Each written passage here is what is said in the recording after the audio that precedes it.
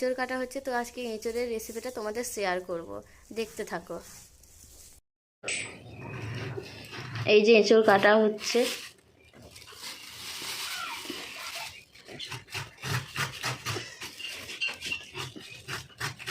এইভাবে এঁচড়টা কেটে নেবো। আমি পিসটা মাঝারি করবো, পিসটা মাঝারি সাইজ করবো। এই চিকচিকি নিতে হবে না, আর চিকচিকিটা নিয়েছিলাম মানে হাতে আঠা লেগে যাবে বলে, তো আমি এইরকম সাইজে কেটে নেবো এঁচড়গুলো। আর এঁচড় রান্নার রেসিপিটা তোমাদের আজকে দেখাবো। জানি না কে কেমনভাবে করে, তো আমি কীভাবে করবো আজকে সেটাই তোমাদের দেখাবো। ভিডিওটা দেখবে, কেউ স্কিপ করে চলে যাবে না, আশা করি ভালো লাগবে। তো আমার এঁচড়টা এইভাবে আমি পুরো এঁচড়টাই কেটে নেবো। এঁচড় কাটা কমপ্লিট। এই যে এবার দেখতে থাকো কি করি এঁচড়টা নিয়ে। যে আমার এঁচড় কাটা কমপ্লিট হয়ে গেছে, এবার এঁচড়টাকে নিয়ে করি, দেখতে থাকো ভিডিওটা।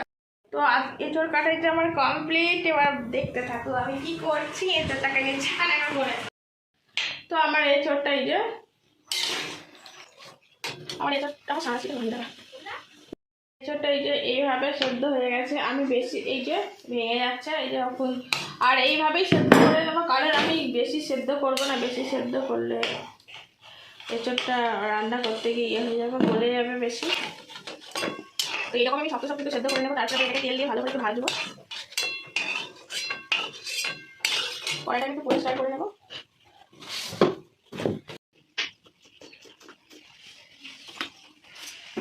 আর এঁচড় রান্না করতে গেলে একটু তেল লাগে, আর আমি আলুগুলো ফার্স্ট একটু লবণ দিয়ে ভালো করে একটু ভেজে নেবো। এই যে তেলটা গরম হয়ে গেছে,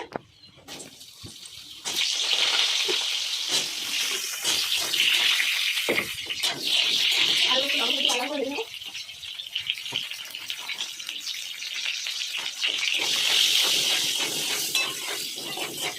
আলু একটু লবণ দিয়ে ভেজে রাখলে মানে কালারটা আলু দেখতে ভালো। আর এঁচড়টা আমি একটু ভাজা ভাজা করে নেবো তেলে, তারপরে সমস্ত মশলা দিয়ে কষাবো। আর এঁচড়টাও এই সেম একইভাবে ভেজে নেব। আর রান্না করতে আরেকটা কথা বলছি তোমাদের, মানে আমার ভিডিওগুলো দেখে জানতে চাবে আমার ভিডিও যদি পছন্দ হয় আমার কাছে এইভাবেই শেখো। আর আমাকে মানে সবাই একটু ফলো করো, আর আমি জানি আমাকে সবাই ভালোবাসো, আর যেভাবে ভালোবাসা দিচ্ছ মানে আমি কি বলবো, মানে খুবই মানে আমার মানে আমি একটু বেশি আমি আনন্দ হয়ে পড়ি।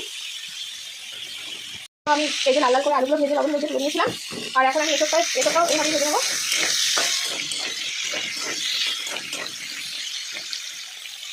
আমার এঁচড়টাও এইভাবে ভাজা হয়ে গেছে, আমি এঁচড়টাও তুলে নেবো, আলুগুলোর সাথে তুলে নেবো।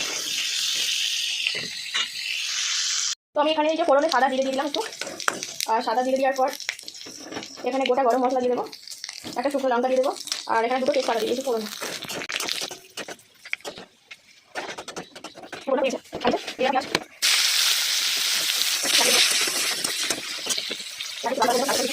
আর এখানে আমার পেঁয়াজগুলো এই যে ভাজা ভাজা হয়ে এসছে, আর এর মধ্যেই একটু লবণ দিয়ে দেবো পেঁয়াজ ভাজার মধ্যে।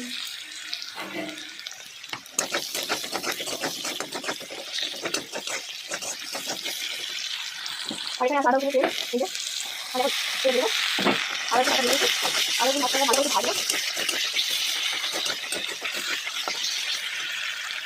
এখানে আছে ক্যাপসিকাম, টমেটো, এগুলোও দিয়ে দেবো।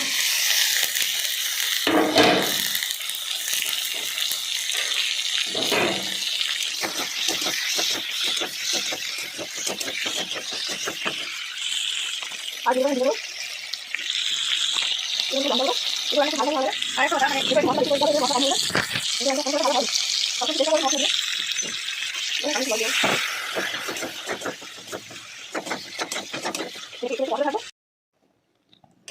কষানো হয়ে গেছে, আর এই যে জল দিয়ে দিয়েছে।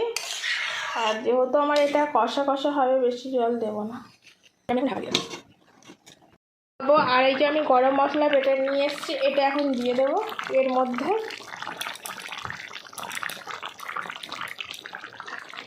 গোটা গরম মশলা বাটা দিয়েছি। আমাদের মাংস হচ্ছে, এটা গাছ পাঠা হচ্ছে, এঁচড় রান্না এঁচড়। এই যে আমার ভালোভাবে দেখো, এঁচড় একদম সেদ্ধ হয়ে গেছে, দেখো আলুগুলো পুরো সেদ্ধ হয়ে গেছে, এই যে পুরো হয়ে গেছে, নিশ্চয়ই কালারটা দেখে বুঝতে পারছো রান্নাটা কেমন হয়েছে। আর আমার হাতের কে কে এঁচোড় রান্না খাবে আমাদের বাড়ির ঠিকানা দিয়ে দেবো, চলে আসবে একদিন আর একটা ভিডিওয়। তার কমেন্ট করে জানিও এই ধরনের রেসিপি যদি কারো পছন্দ হয়, আবার একদিন বানিয়ে দেখিয়ে দেবো। শর্ট ভিডিও বেশি করে, ব্লগ অত করি না তো, তাই ব্লগটা যদি ঠিকঠাক না করতে পারি আমাকে ক্ষমা করে দিও। ভিডিওটা দেখো, আশা করি ভালোই লাগবে, খুব একটা খারাপ লাগবে না তোমাদের নামিয়ে আমি দেখা। রান্না এই যে রেডি, আর তরকারি দেখেই বুঝতে পারছো যে কেমন হয়েছে। আর তোমাদের তো ওগুলো দেখায়নি, ভিডিওটা বড় হয়ে যাবে বলে। ওখানে আছে পাটের শাক ভাজা, আর এখানে আছে একটা মাছের ঝোল। আর আমরা যেহেতু দুজন, আর এছাড়া রান্নাটা একটু বেশি করে করেছি কারণ আমার যাদেরকে একটু দিতে হবে তার জন্য। আর ওখানে আছে ডাঁটা দিয়ে টমেটো দিয়ে একটা মাছের ঝোল আছে পাতলা, আর ওখানে আছে পাটের শাক ভাজা, আর এই যে এঁচোড় রান্না।